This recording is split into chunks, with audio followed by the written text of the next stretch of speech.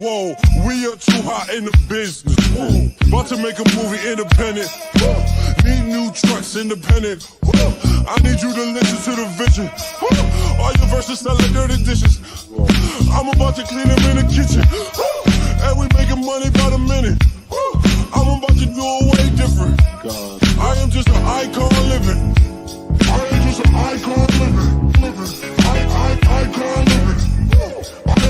Icon living. I am just an icon living. I am not a mind, I'm a menace. It's wild, you can lie like a professor. I don't got the time to put you on a stretcher. Whoa, we are too hot in the business. Whoa, about to make a movie independent. Whoa, need new trucks independent. Whoa, I need you to listen to the vision. Whoa, all your verses sound like dirty dishes. Whoa, I'm about to clean them in the kitchen. Whoa, and we making money by the minute. Whoa, I'm about to do it way different. God. I am just an icon living. I am just an icon living. Icon living. I am just an icon living. I am just an icon living. I am not a mind, I'm a menace. It's wild, you can lie like a professor. I don't got the time to put you on a stretcher. Good evening, everyone. Happy Friday. This is Reasonable Doubt Fridays with another episode of Reasonable Doubt. A lot of stuff happened in this episode, y'all. Like a lot in this 1 hour. I feel like it was a lot. But let me see what the guests backstage say, because y'all know I'm not here to talk about this by myself, because it is some things to talk about in this episode. Ashley, did you feel like a lot happened in this episode, or was it just me? You on mute? I did. I feel like a lot happened, and then I feel like nothing happened too. You know what I'm saying? It felt like there was a lot of moving parts, but I'm like, where did we really get to? Did we really reach any resolve by the end of the episode? This was probably my least favorite episode of the season, honestly. But yeah, I mean, they did stuff. Stuff definitely happened. They did. Yes, I mean, I ain't see, it wasn't a whole lot of solutions to anything, but I think it was some stuff that, that kind of happened a little bit in this episode. Yeah. Tyra, what about you? Do you feel like some stuff happened? I mean, that dream happened. Nothing happened that we didn't expect to happen with Jax and her little trifling husband, but I was expecting us to get further along in the case, and it's like we were one place in the case and we left this episode somewhere completely different, and I don't really know what direction we're going in now. So yeah, we went somewhere with this case, and I'm so confused about what we're doing now. But we're gonna talk about all that. We're gonna get in here. We're gonna have some fun, and let's get into this episode, y'all. Episode 6. How many episodes of Reasonable Doubt is it this season? Do you know, Ashley? At least 8, maybe 10, but at least 8. Oh, okay, Yeah. So you don't know is what you're saying. Yeah, I know at least 8. I know we'll be here at least for 8, at least 2 more, but it could be 10. It sounds like punishment. We'll be here. I kind of would hope it would be 10, because I don't know how they're gonna wrap this up in 2 more episodes. I don't know where they're going with this to wrap it up, unless they feel like they ain't got enough to wrap up and they do it at 8. But I feel like it's a lot more going on than 2 episodes. And of course, before we get started, welcome, chat. There's 10 guys. There's 10. There's 10. Okay. Yeah. Okay, because I'm like, we got a little bit more than 2 episodes worth to wrap up. Of course, we have to start off tonight with something that ain't got nothing to do with the episode. We got to take it over to the men now. We did a couple of weeks of our favorite TV lawyers, shouting out the women lawyers. Let's show some of these men attorneys some love this evening. Tyra, now if you were Chanel, okay, and Jabari got knocked upside the back of the head and you ain't do it, but somebody else did, but you want them to think you did it, who you calling? I just feel like Corey's doing an exceptional job. You know, I wouldn't call anybody else here. There's nobody else to call when Corey Cash is on the job. Like, I mean, William and Ron are over there, but I don't want to look at William and Ron. I want to see Corey. Chat, I would like to know, who are you calling, okay, if something happened to you? Are we calling Jax, okay? Are we calling her fine new partner, Corey? Are we calling William Dent, okay? Because even when Joan left the law firm, William was there. Not only was William there, William made senior partner, had that office, got them good paychecks. And now if we take it over to Ron from Law and Order, this the man right here, okay? This is ADA. Okay, he gets the job done. Okay, so let me know, Ashley, who you calling if you were Chanel? Yeah. Listen, much respect to William. Respect that man. He had the big, strong, long braid. So I know he was good at his job. However, if I'm a single woman, you know, fighting for my freedom, we're going to go with Big Daddy Corey all day. Listen, because it could be, this is for the case, right? You know, I need him for my case, but then what happens after the case? I think he'd be great for aftercare. I think he can talk me through it. So we're going to, I'm a step aside Corey. Wait. Okay. Now, pretty girl Danny, we got to put some respect on Ron's name. That's Courtney B. Vance, okay? That's Courtney B. Vance from Law and Order. And not only has Courtney B. Vance played a lawyer on Law and Order, he's also played on the O.J. Simpson story. Okay, he played Johnny Cochran. Okay, he had me convinced. I feel like at this point, Courtney B. Vance got an honorary law degree. And I'm gonna call Ron any day because he's gonna go hard in the paint when I really need him to. I want to call Corey, but if I call him, it's gonna have to be for something else. Not this. I'm gonna make the call, but it can't be for this. Drop in the chat, y'all. Who we got? We calling Jax? Are we gonna call William? We calling Ron, or are we calling Corey? If you are Chanel, drop it in the chat. Shout out to the already 40 people that's joined us tonight. Welcome, welcome. Hope you all seen this episode. If not, we're spoiling it, so just to let you know. Okay, hey, this is not a spoiler-free review. It never is. But moving into the episode, it started up where we left off in episode 5 with young man here. We calling some of everything. Mr. Young Man here, trying to pull up on Jax with some ulterior motives, and at least this time she had a backup plan, because she had old boy who always down for the get down. In the back said, "Look, you can point that gun at me all you want to, but my homeboy gonna call the police if you don't hear from me. So what we doing? What we doing?"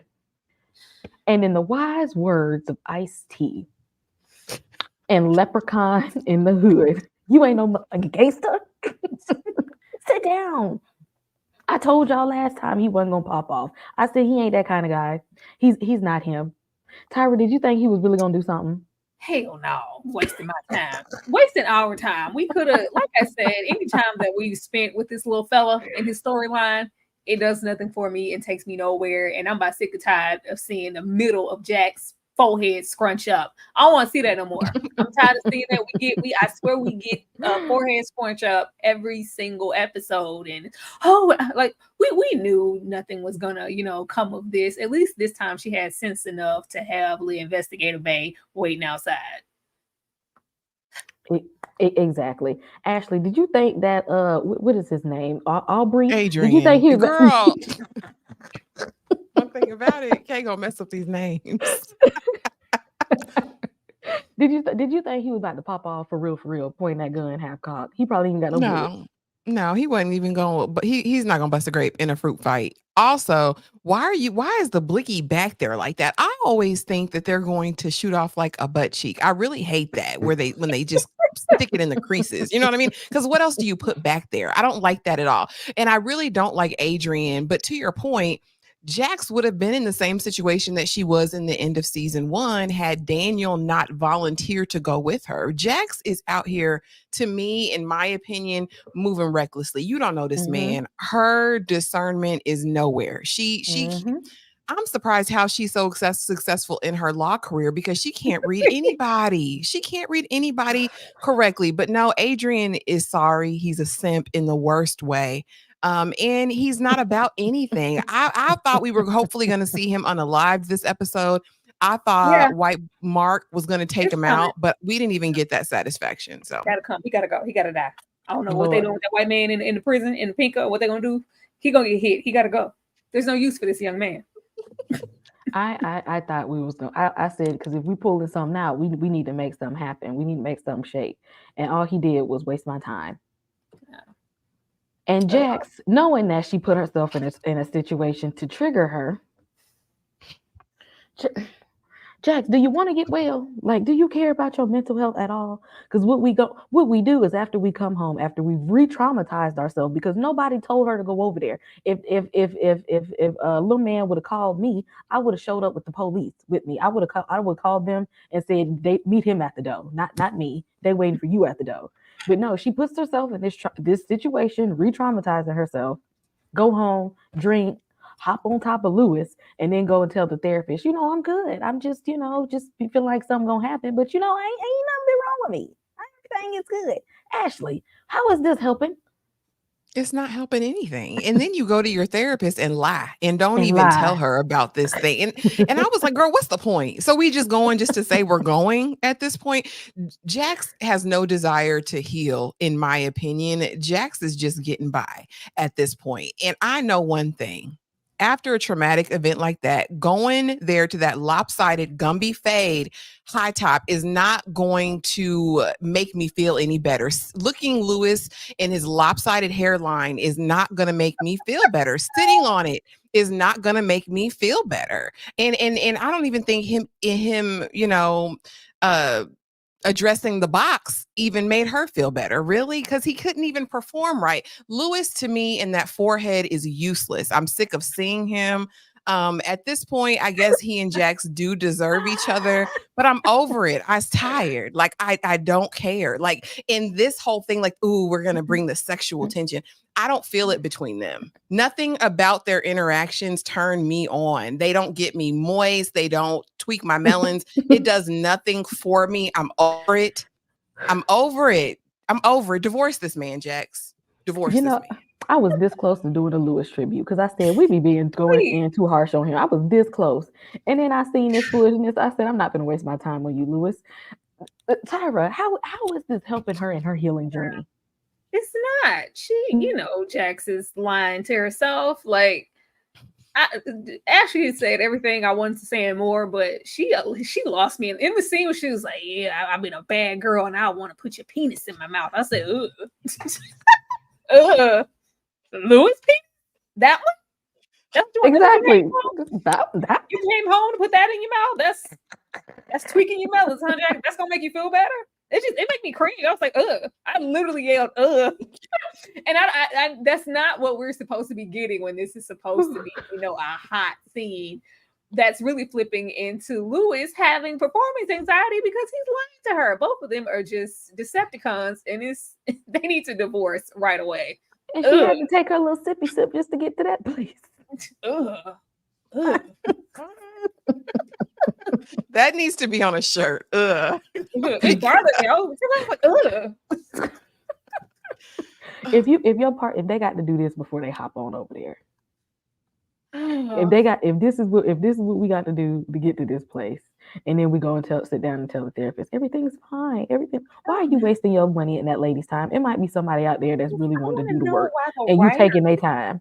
Why are they subtracting so much from what could be attractive qualities for Lewis? There's nothing attractive, like his attire, the wardrobe they have him, the fade, got that damn hand wrap on. It's just not appealing.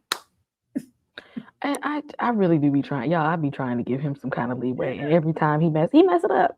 Every time he's gonna mess it up every time. That's Kay, because you remembering him in a different time, in a different era. And I do. I'm still trying to give him Mr. Basketball, professional pro baller, hit the floor, muscular talk.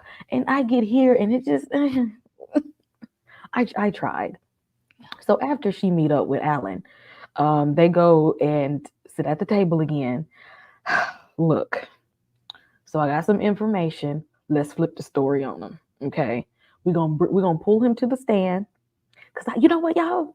I think he did it, and I want him to say that he did it because this is what I think. I think this is a crime of passion. We gonna get him to admit that he did it, so I can get my friend out of jail. Now I ain't gonna tell her that this the plan, but I'm gonna tell y'all this is what we doing. Y'all, did y'all think that this was a good plan, Ashley? Is this new strategy a good strategy? The way that she went in there with all the confidence in the world, like, yep, that's it. The case is solved. Like, we're going to get Adrian on the stage, and he loves this woman so much that whether he did it or not, he is going to admit to unaliving JT. Shut up, Jax. Jax, I don't know what they're trying to do. That's what I'm saying. This was my least favorite episode of the season so far because I don't believe any lawyer does this, right? I think as a lawyer, you plan for every eventuality, right? She laid this on the table like that's it. Like, case closed. We're going to go up there. He's going to admit to everything. We're going to make Chanel look like she is winner chicken dinner. And that's it. Case solved. Case over. Girl, like, since when are you the judge, jury, all of that? Jax, sit down somewhere. Like, let's be rational. And maybe it's her issues of not healing, Kay. Maybe it's that past trauma. You can speak to that better than I can. But I was like, girl, silly rabbit, tricks are for kids. Nothing is ever going to go according to your plan. And the fact that her two little sycophants, her people, oh, Jax, that's perfect. That's going to be amazing. And even Corey being like, okay, Jax, in theory, did it sound okay? Sure, but no. Like, we have to think of all of the worst possible outcomes in this moment. He ain't gonna get up there and take that case for Chanel. Ain't that much love in the world. Because if he really loved her, he would have talking about, but I wish I did. Boy, shut up. You could have kept that. Like, unless you're gonna get up here and confess, I don't even want you here, Adrian. Tyra, was this a good strategy? Because she came in there, that was like, yes, that's gonna get it right there, Jax. We about to get Chanel about to get out of prison with this one, and y'all gonna be best friends all over again. This the one. Is this the one? We weren't making it out of Sing Pelican Bay with this one. I don't know what skit this was. I was like, what the hell is this? I thought this was a fantasy. I didn't know what was happening. It was 2 moments where I was like, oh, she got to be dreaming. This got to be fake. This is a surreal moment. The other one was, but I was like, oh, this really happened. And then just even with the strategy, this isn't even her strategy. I'd like to see whatever conversation she had with Juju B. Jones, Jr., Jeremy. I don't know. Whatever conversation they had, because when it does happen, she's like, why did you do that? So, well, he told me to. He told me to do this. Like, Jax is just giving very useless. She's not as poignant of a lawyer as she presented herself to be with the writing in that first season, because she just really felt like she was on it. Here, it's just, I'm sick of a little sycophants too. Like, the fact she can't even tell a baby thank you. Girl, go away. Go away from me with this. This didn't make any sense. And even in this moment, I was expecting Corey to be like, well, hold on. He was just like, no, that's all right. We working well together. I was like, yeah, this doesn't make any sense. Get to the next episode, because I don't care about anything that's going on here. She deboed his whole case. Is this not his case? She just on the team. And she just decided to come in there and now play. I'm the captain now. And she really thought she had something there, y'all. She felt good about herself that day. I can't even, maybe she just needed a win and they wanted to see her happy for once. Because the way they was looking, I don't even think they really thought that was a good plan. But they cheer for her anyway because that's their friend. This is just random. Even with I don't know if you have a slide for that, but with the assistants, like, I'm married to a woman. I was like, where are these random things coming from? For what? What is happening? Who wrote this episode? Somebody that was rooting for Jax. It was all a dream. Y'all, I was about to flip this whole, oh my God. I wanted to turn the whole TV off after I seen what was about to happen. They got me so upset because I said, I know I know that. I know I ain't seeing what I'm thinking I'm seeing. And then it was what Corey of all the people. Ashley, help me. Did you get upset or was it just me? So here's the thing. I told y'all this was going to happen. I said in some capacity we are going to see them go to the jungle. And so when I saw it play out, I said this can't be real. Like Jax be thought pocketing out here. We saw it last season, but right now she doesn't really have a reason. It gave Corno, you know what I'm saying? That's what it gave. Like I come into the room, yeah, great job on the case today. Bow, bow, bow, bow. The music starts playing. Let me sit you on the conference table and go to work. You know what I mean? And I was so in that moment, I was like, no, she's not Tatiana like that. And so I knew something, but I'm just glad that Corey's heart has been revealed. But even in this, y'all, they didn't give us enough. I didn't see no skin from Mr. Corey Cash. I ain't see him drop them draws. I didn't see any of the things that I would have needed to see to make this scene really work for me. But yeah, I mean, you know, they're pulling stunts this episode. So no, it didn't surprise me. Again, she's not this much of a Tatiana to just know words and we commence to screwing on the conference room table. You know, and then it wasn't even good and deep. Like, you know what I mean? I want to see him break a sweat. Like, let's get into it a little bit more if we're gonna even approach it in the dream. Why not? It's a dream. There's no limits, Kay. So if I have any complaints, it's that they didn't take it all the way there. You know, I can't. Shout out to the almost 60 people in here. Y'all, let's keep running this up. Keep running it up. Let me tell you, me looking at them, I felt like I was looking at Maddie and Officer Platt, because what they was doing was getting on my nerves, and I got up. I had the same anger that I had watching Lady in the Lake. Tyra, how did you feel about this? Was you here for it? You already know. This is the last thing I wanted to see. Like,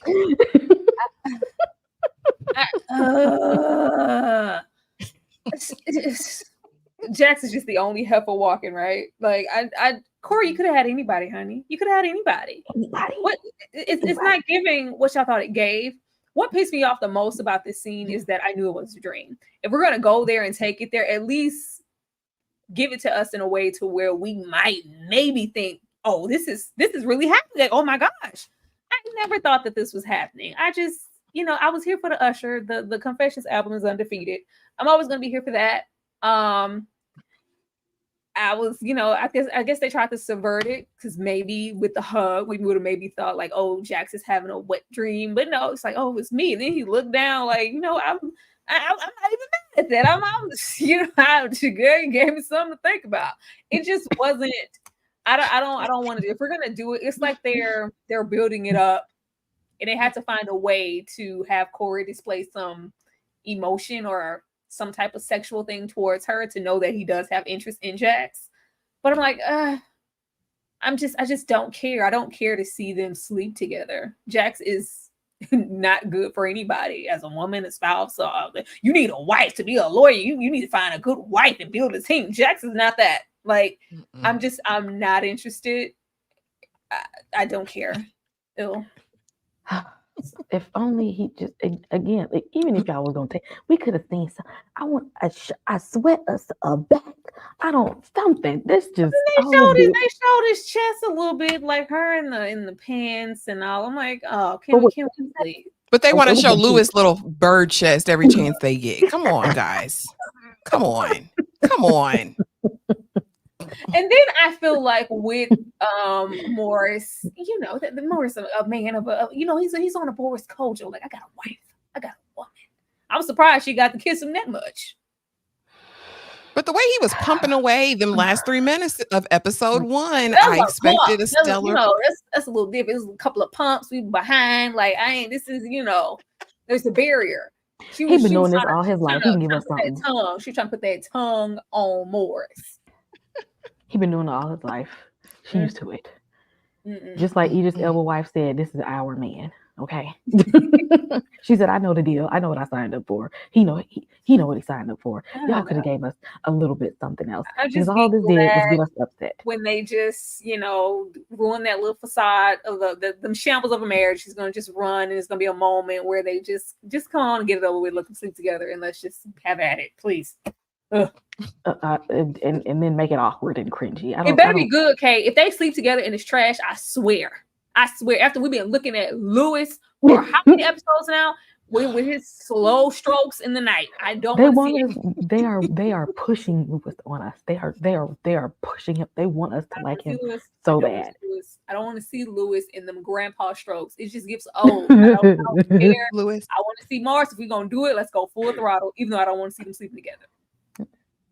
He's giving. So I don't know this. I don't want to see it. Can't he just have somebody else come back into the picture that we don't know about? Let's step into the light of something else. Because going over to Jax, because he's going to the dark side, and you know what? I don't want that for him. Before we move on along, I want to take a moment to shout out our channel members. You all, we have Blockbuster Movie Night Watch Along tomorrow night after KillerCon. Okay, we're watching Vampire Brooklyn, members only. So y'all look at everybody's channel has a membership. Go ahead and hit those memberships up. Shout out to our newest channel members. Shout out to our new channel members. Thank you. If you want to be a part of Movie Night Watch Along, we had it last Saturday. It was a blast. People in the chat who was there, y'all let them know. We're doing it again this Saturday, kicking off spooky season. Vampire in Brooklyn, Saturday night. Let's take a moment to shout out to the subbies and the channel members, the sweet peas, the strugglers, the final girls, the final guys. Strugglers happen. Yes, I'm making strugglers happen. Okay, shout out to all of the channel members. We want to say thank you, just real quick, like. Do not turn me down, just don't turn me up. Roscoe, that's what's up. It's how that we all the way. Thank you.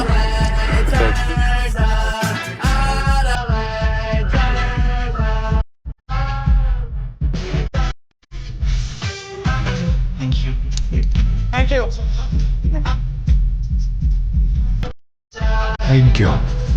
Thank you. It's great to see.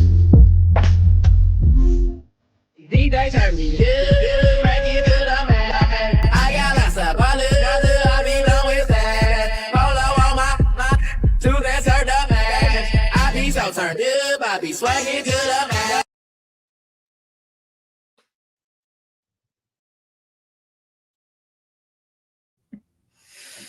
Thank you, y'all. Thank you. And again, everybody's links are in their comment section. They on the channel, and we'll see all the members tomorrow night for watch along. Getting back into this episode. Now here's something we probably ain't really gonna want to talk about, but we gotta talk about it anyway. Oh, she's not having a good time with this episode, okay? I wanted to lighten the mood before we came over to here. One thing we hate is an annoying child in the television show. Oh my God. I don't care about these children at all. I don't care about what's in his secret drawer. I don't even want to know why she's on making TikTok videos doing her little dance. You know what? She just like her mama and her grandma. That's all I chalk it up to. You're just like your mama, and your mama just like your grandma. I don't know what y'all got going on, but I need it to stop.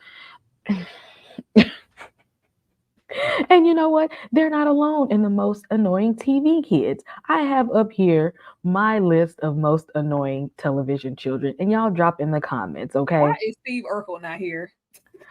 Okay, because see, he wasn't that bad. Okay, he was smart, he was kind. I thought about putting him on there, but I was like, you know what? He brought a lot to. We loved Steve Urkel a little bit. He wasn't as annoying as some of these people. Like, go home, Roger. Go home, Roger. Always getting on somebody's nerves. We got Tariq St. Patrick. Okay, he's the one I blame him for getting his own twin sister killed. I mean, now I do like him on Ghost. I enjoy him there, but on Power, the original show, got on my last nerves. Okay, see, then we're gonna kick it over to Martin because why was Roscoe always at the door with his snotty ass nose? Okay, and he was nosy. He was nosy and rude. Then, for all of my Game of Thrones fans, if you like me, then I know Sansa got on your nerves those first couple seasons. I felt bad for her after they made her, couple seasons. Sansa didn't come into her own, maybe, and if she even came into her own, it was the last season or the second to last. yes, after she met what's old boy name that they married her off to, and then I felt sorry for her. Ramsay Bolton. Yes, after they made her marry, but before then, all she did was whine and annoy and whine and annoy, and it's just like I actually before then didn't care if they took her out or not. But yes, please let me know in the chat. Who is the most annoying kids to you, Tyra? Why aren't they paying enough attention to these children? What is going on with them? And who is your most annoying TV kid?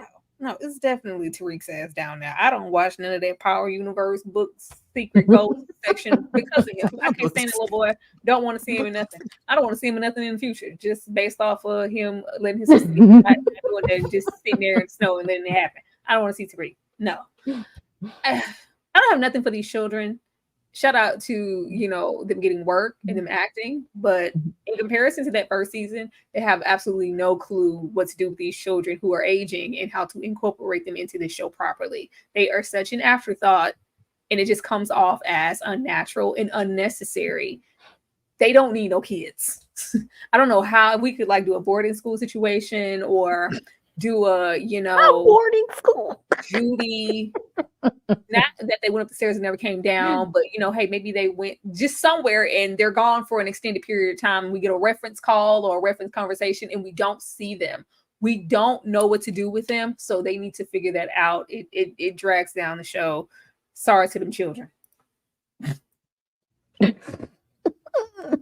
Ashley, what you got to say about freaking Frack over here? And who is your most annoying TV kid? Child, what a little back out. Girl, what are you doing? But again, this is what no parenting does, a lack of attentive parenting. Daddy out there worried about the bastard snow child. And he has secret drawers. So he's going to come out, I guess, in the next episode or two because he really, whatever they're setting up, I don't want to see it. I don't care about it. F them kids is how I feel about it. Because they never needed children in this dynamic. If they weren't going to properly develop these babies in the show, why even cast them? Why even make this the, two children and a dog situation? We didn't need it because, again, y'all don't care about them kids. Them kids could be doing anything. Y'all are worried about her making a TikTok when I'm sure there's way worse things happening out here that y'all just don't pay attention to. Or when you get a chance, you kill the little dream he might have had.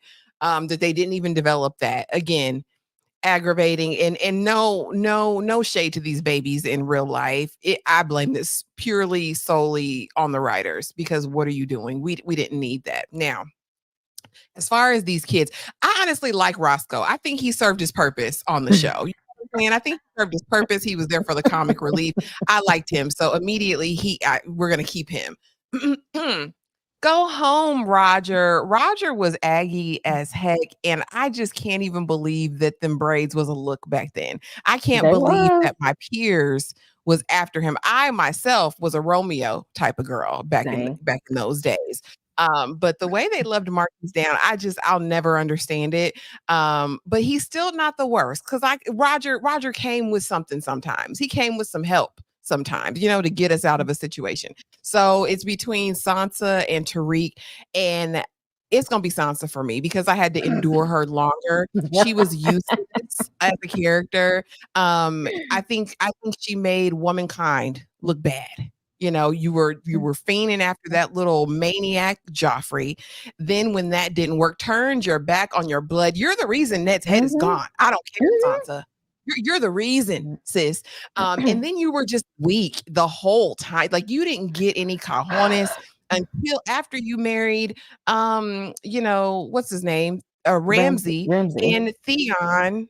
ended up having to come to your rescue. Again, she was always the damn damsel in distress, and it pisses me off. So Sansa forever in my mind is the most And annoying. I got re-triggered because she the one that told when Jon Snow told them the truth about his real parenting. She had to go back and tell Tyrion. Tyrion told the spider, and then all hell broke loose. And she know what she did. You know what? She made me mad all over again. But she Tariq ran is her bad. mouth He's on the devil. Nicole says, Ashley, I was rolling with you until you chose Sansa over Tariq. I had to endure Sansa for way longer. And I was more invested in Game of Thrones than I was in Power at the time. So that's the logic behind that choice. I know it's controversial. I think Tariq redeemed himself at some level, some kind of way. I don't know. On Ghost, he redeemed him, but at Power, I couldn't stand him at all. But I think he's come around somewhat. But y'all, yes, please drop in the chat. Who is the most annoying TV kid? Even if it's on this list, Tyra said we should have put Steve Urkel on here. We could be talking about Kimmy from what is it, Full House? It's some annoying kids out here, but these was my top picks.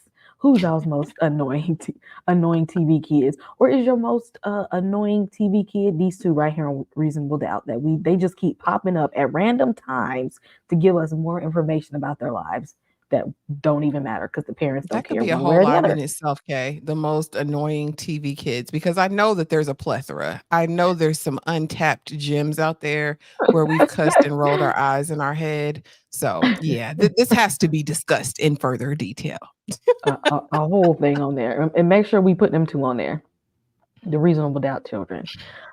Now Pauletta, I know that ain't her name on the show, but this is Pauletta Washington. Now Pauletta, how you end up in the hospital? Because you said, I got a diet so I could look good for my man. And now your ass laid up in the hospital. And where he at? Where he at, though? Ashley, where he at, though? Nowhere to be found, because this is going to sound bad, y'all. Don't judge me, okay? Don't nobody want you. Pauletta, Jack's mama, ain't nobody checking for you, girl. Talking about, well, Beyonce could do the cayenne lemonade diet, and she's, girl, you are no Sharon Stone, ma'am. You are no one of them young Beyonce. gals. What you doing? Like, what are you thinking about in real life? Her life is centered around men. That's the character that we've come to know about Jack's mom. A man is always going to be first. A man is always going to be the male gaze is always what she's going to be striving to like attain. That's just who she is as a character. So this was par for the course for me. I wouldn't have been mad if she'd have been taken out, though. I wouldn't have been mad if she would have flatlined. I'm over her. I'm over seeing her. I don't like the dynamic. I really hate the narrative.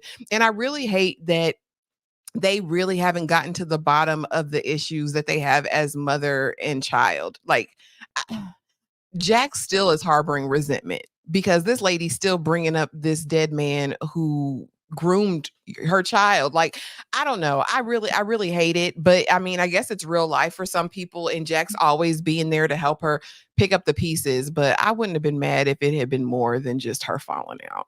Sorry to this lady. And Jack's talking about, oh yeah, I'm gonna take the whole day of work off to sit with you. Where's the man that caused you to be able to? Do he know that your old ass was over here trying to diet just so that you can look good going to? What, you are not Beyonce. Exactly, you ain't Beyonce. And then how you know that she did that diet and it worked? Are you one of the rich and the famous that this worked for, ma'am? What do you think, Tyra? Kelly can go to hell.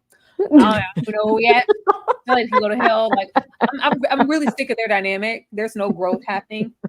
I expected them to be a little, not, anything super substantial, because we know where her mother is mentally herself. And she ain't been able to get beyond herself to even care about what's going on with Jax in real time. But if we don't end off this season with her sitting down on that couch with her mother for therapy, what is it all for? Because they both need help, because the daughter looks like she's following in the same footsteps of her toxic mama. She one toxic mom after another. And now you want to be there for your mama and your child over there shaking it around town for some TikTok views. With her back out. Because girl, what? How are we tying that shirt? Weird. Exactly. And yeah, y'all looking all shocked. And then the thing is, Lewis again had to bring it to Jax. Because if you leave it up to her, she would have an OnlyFans right about now, and Jax wouldn't even realize what was happening until it was too late because she ain't paying attention. But she over here at the hospital with her grown behind mama trying to go and eliminate that. Lady, you too old for that foolishness. Knock it off. Now we back in court. We done brought little Adam into the courtroom. Because Jax want to put his ass on the stand. And he come and flip a whole switch of a story. Because they're like, okay, this the plan. This is what we going to do. And he get in there and say, well, you know, I'm not the one who did. I wish I did. But what I will tell you, what I will say, y'all going to have to give me protection. But let me tell you something. Jamal took that money and was gambling with it and ain't even tell Chanel. And I ain't even want to tell her neither. I'm trying to keep her innocent because I know he was doing some foolishness. I was trying to protect her from him. But it's it's a whole ring. They out here doing Diddy parties out here, y'all. And they like, oh, now we need to turn the focus onto the Diddy parties. Tyra, what's going on with the Diddy parties and how do we ain't even say nothing about Chanel? They were just like, oh, this what we doing? We need to turn it around and focus on that part. Can we not make this the narrative of every show, every court case, make it a Diddy Epstein moment? Like how do we get from where we were to here? And what does that mean for Chanel? Like, I didn't like this dramatic leap of, well, yeah, we don't even care about that. This is a big fish. This is a big, case. And that just negates everything else that we've been, subjected to through, like, we've been hella invested in Chanel for how many episodes now? And we get here and it's like no longer about her and it's about a bigger situation. So what is she's scot-free now? Like, what does this mean? What does this mean?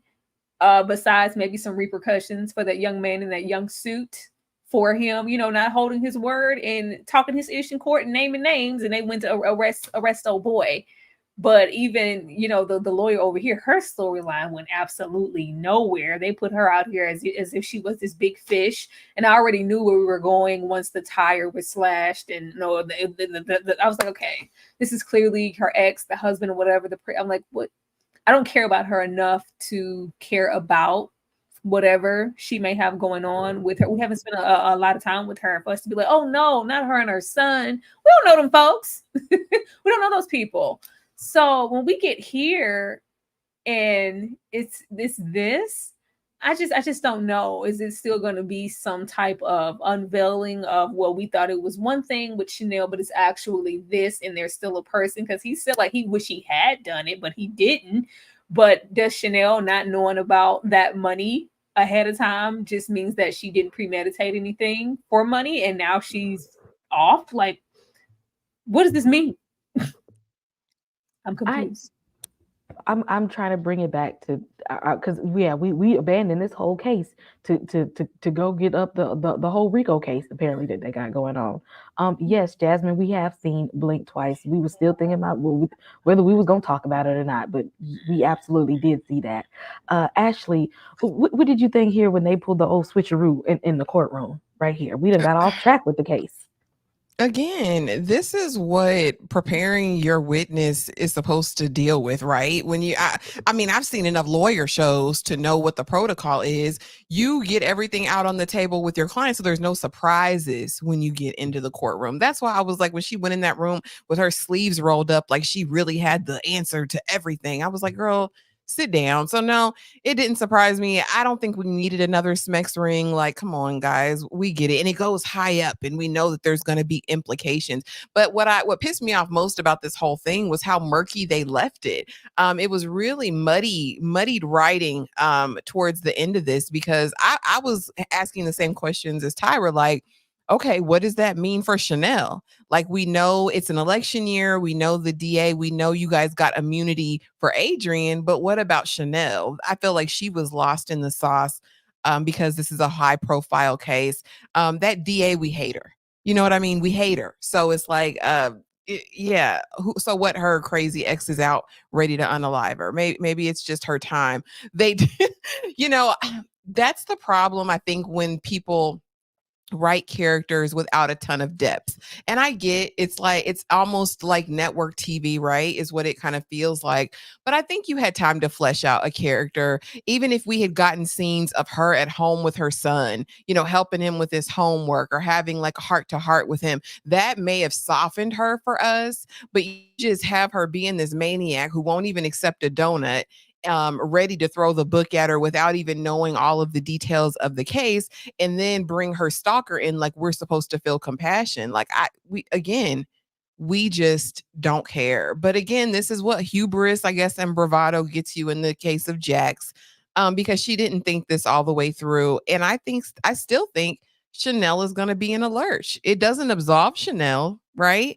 And I hate that they didn't give us resolution, because explain to the audience what this means. You have time to do that. You had time to do that in all these minutes in the middle of the wet dream. You could have told us this. They didn't want to do that. They wanted us to meet Cash's father. And we gonna talk about that. We ain't even gonna get that too much time. We just gonna give that a little bit. We seen enough of prosecuting attorney here on Teen Wolf trying to help her son while he was transforming into a werewolf. We don't need to see no more of her at this rate. You ain't no player. How many times you ain't no player? Okay? Get caught up every time. Every time. Why are you badgering this lady? She want that to be Ja'Cory's son so bad because he's a famous football player. She don't want you. She don't want you involved. She tired of looking at you. I'm tired of looking at you. Why you keep coming over here messing with this woman? Tyler, what is this problem? What is this problem? Yeah, come on, because I gotta go in a minute. I've been waiting. I was hoping we was gonna get to her. That's your baby. Yes, it's me. Look here. I am so over Lewis and I'm not the kind of man. I'm a fuck. You a whole lot of a kind of a man right about now. We're not gonna they're still trying to make and present Lewis as a stand-up guy, even in this shifty situation. I'm not the kind of man who could just, have a baby out there, and I'm just so stand up. Yet you're running around lying and getting secret paternity tests. I just don't care about any of this. I feel like they dragged us through this whole little scenario and all the paternity for it to not be his baby. Because what would y'all even do with that? Y'all can barely do something with 2 kids y'all got to write for it and to interject into that script. What would we even do with this plot, and where would it go? I think this is just only placed here to give even more, as if they needed any more tension and dysfunction in their marriage. This is just like, oh, this is the ultimate betrayal. It's not my baby, but yeah, you lied to me, Lewis, and I'm gonna go find Morris. Like this is all this is for. Mm-hmm. That's all this is for, and I just do not care. Please. Ugh. I don't care. Ashley, why is talk about I'm a father? I'm a father. Boy, shut up and sit down somewhere. We really don't care. I made an appointment at my doctor's office, sir. What kind of doctor do you have? Is this a family practitioner? Like you have an OBGYN? This is a special test. You're getting a DNA test for an unborn baby. Like you can just go to your regular family practice doctor to get that done. I don't know. They lost me with that. I don't care. We know this thought pocket been throwing her hot pocket around all over the nation. She says she don't care. Let it ride. It's been done before, sir. You ain't really no kind of daddy. I get it. You're the house husband. You're what they got, but you still are oblivious because you're wrapped up in your own tangled web. Like Lewis is useless to me as a man, as a husband, as a father. I don't care. And then you got the bold audacity to reject the call, and then just you're a bad liar too. Exactly. Why would you take her to, like, if Jax is close enough to see you across the street, because this is the Optune hospital that everybody goes to, clearly my doctor, why would you take your side piece here? Your impregnated side piece here to get this test? She's supposed to be way across yonder 2 towns over somewhere in secret. And why you there? Why you standing there too? And knowing she in the news because of Jabobo and his foolishness, she in the media. And she want to have this, dead football player son, child. She want that. And you in the way. You in the way, everybody's nerves, rejecting calls and stuff. And she's looking at you. I see you. I see you right there. She might have wanted to go to lunch or something, and you over here just tiptoeing, sneaking around. I cannot. I'm not with him. What you gonna explain with your old ass, Lewis? Exactly. So we got Diddy Pop over here. You going to prison. We got Corey's dad talking about you need a good woman in your life. Although he doesn't seem like a good man at all, but you need a good woman in your life. And then Jax is like, so yeah, you got something you want to tell me? Because I already know what you got to tell me. The truth is in here somewhere in between all of this. Where is the truth at, Tyra? First of all, I didn't care about this white tea man. Don't. we never were invested enough to be like, oh, we always knew he was corrupt. Get this criminal off the street. Him and all his micro slave references when he's talking to Jamarian. I don't know what's Jamarcus, JJ, good times. I don't know whatever. Adrian, when it's so Adrian when he's talking to him, it's just. This just all feels like we wasted time and then we invested in this story for nothing. I'm hoping they save this and that there are episodes to make everything come full circle. But this man being the big fish didn't care about that.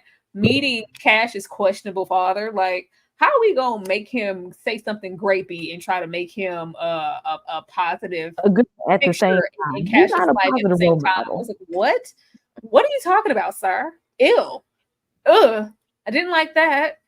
And I didn't care about Jax over there, smoking in Newport like she was going down like Mary J. Blige. Like, girl, get out of here, not behind Lewis, girl. If you don't please, he can go right back to that little ratty apartment he had when y'all were separated.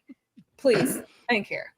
Yeah, I'm gonna go ahead and get on up out of here. I will see y'all shortly. We will see you shortly. Live. That's right.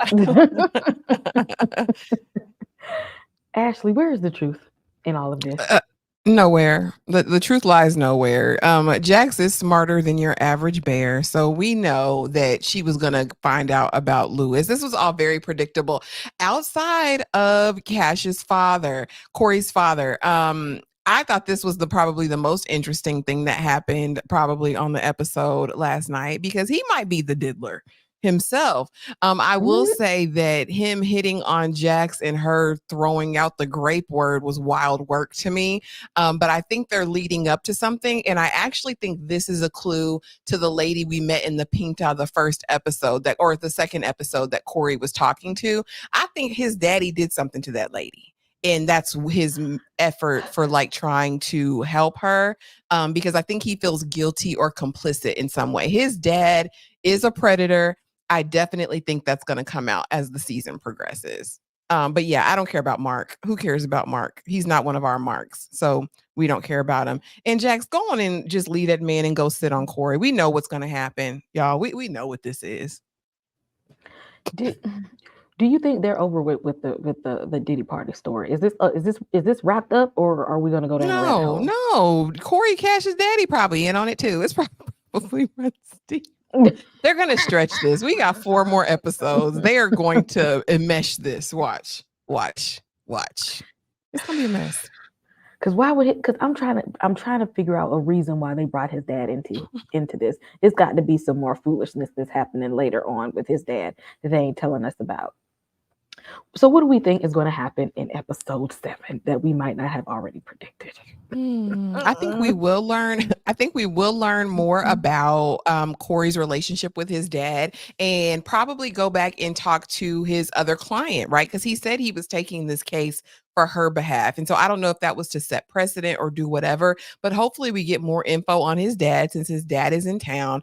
The less I see of Lewis, the better, but I'm sure they will have an epic breakup and Jax is going to go get some revenge smecks the same night. Okay. It's going to happen. We're going to see some smecks next episode. But yeah, I really don't have high hopes. I just hope I don't see them kids. Because what do you? Okay, I know, and I really don't even care. But what do you think the secret drawer is? What's in there? You think I think you think he doing that snow? You think he doing some of no. that? You know, what I you think think he it might doing? be something sexual. I think he might be. I do. I don't think that fight was for no reason a couple Oh no. episodes ago, and I think he'll probably be coming out or saying he's bi or something like that. They're gonna spin it. You know what happens in the shows. You That's think we probably gonna? what's in his little You secret think we're drawer. gonna go back to that? I do. I was. They love reusing the same narratives and tropes in all these shows. They love it. They can't get enough of it. And I hate to call it lazy, but it's like there's enough things that happen in real life that you can draw from than to reuse these same tropes and story ideations, I feel like. So Yes, if you all watched episode 6, please drop in the chat. What do you think is in his son's drawer that the daughter ain't want to put? You think he's selling some stuff on the side? You think he's smoking a little something on the side? Or you think it has anything to do with his sexuality? Okay, what is he hiding? With the mom and the grandma he got, at this point, I wouldn't be surprised. I wouldn't be surprised at any of this.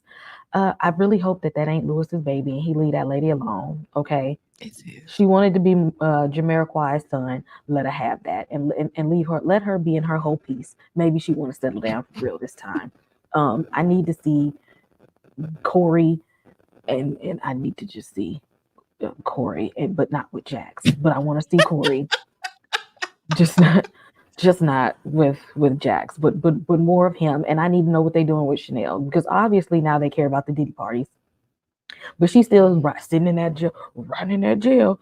What we gonna do? What are we gonna do about that? And who killed Jamal is the question. Lord. We still need to find out who unalived Jamarion, and hopefully by the finale we'll see it, because they like to play games. They'll probably drag it all the way out to episode 9 or 10, unfortunately. I don't need it dragged out because if I'm pretty it's got to be somewhere between that cousin or something like that going down. But y'all, thank y'all for joining us this evening. Reasonable Doubt episode 6. Y'all know we will be right back here next Friday with Reasonable Doubt episode 7, and we got some other stuff coming up. Ashley, tell them what's going on My Sweet Perspective. Oh, baby, a ton of uploads. Please run it up for the Menendez Brothers Monsters episode 1. My review and recap is up on the channel, as well as the Penguin, y'all. I really, really, really enjoyed episode 1 of the Penguin. My full review and recap is up for that. Don't forget, tomorrow, you guys, if you're a sweet pea, I'll be going live at noon, and we will just be having our weekly check-in. And then tomorrow night is the watch along. Y'all, this is going to be so fun. It is going to be hilarious. I promise you. We are watching Vampire in Brooklyn, and I believe it's streaming on Prime and Hulu. So if you don't have a membership, make sure that you are signed up on one of our channels so that you can hang out with us tomorrow night. It's a fun time. Bring your snacks, have your pajamas, and just make sure you're subscribed to everybody. Hit the notification bell. And as soon as you get off of here, go check out Tyra on Our Life in Horror tonight. Absolutely. Also, go to my channel right now if you have not seen my interview with Harold Perrineau from the horror series From on MGM Plus. Go and check that out. If you don't watch From, I know you know Harold Perrineau. I know you know Murch. I know you know Link from The Matrix. I know you've seen him in Lost, Oz, what is it, Romeo and Juliet. This man, he has been in so much stuff pretty much my whole life. Go and check out that interview. Hit that like and subscribe on everybody's channel. And y'all know we're going to be right back here. Later on this evening for the Fine Man Fridays.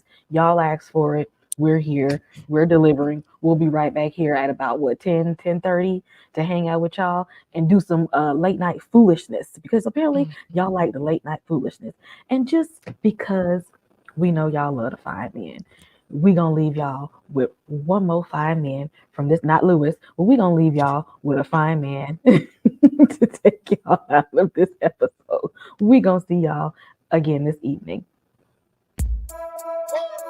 DJ Right back at ya. It's the world's most talented record label. Core DJs. And that angelic voice you hear in the background. Oh, that's how princess of hip hop and R&B. Yeah. Hey, Curdy, let's go, man.